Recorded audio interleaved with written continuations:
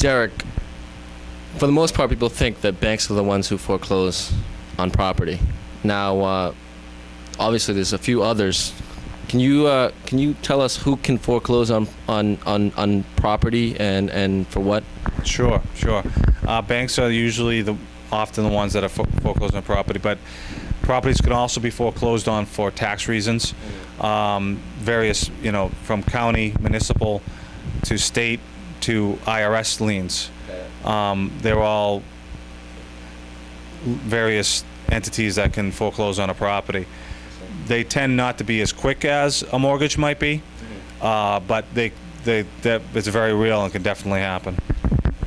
How is there maybe like a percentage of foreclosures that are maybe bank owned and bank started, or as opposed to government and state? It's definitely a higher there's a higher percentage of banks that are foreclosing on than the state. I mean, banks aren't in the business of owning property, right, but they're in the business of making a profit, and when they're losing money, they have to do something about it. Municipalities and the state and IRS, as much as they want their money and need it for their various needs, they're not as quick to have to recoup that as a company and a corporation is to get their funds. Got it. Okay. Well, can you give us a concrete example? Like, for instance, if I was paying my mortgage on time, right, and my taxes, if I had tax liens on my property, my taxes would have to be separate from my mortgage. How often does that happen if someone's up to date with their mortgage and not up to date with their taxes? Or maybe is it...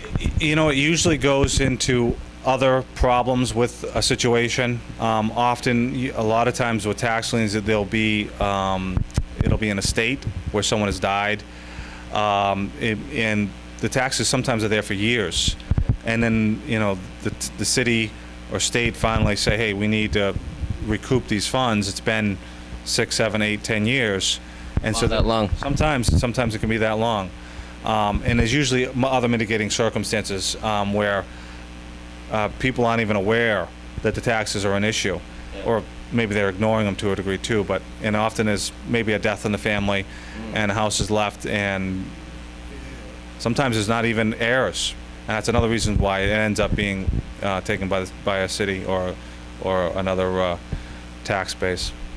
Okay.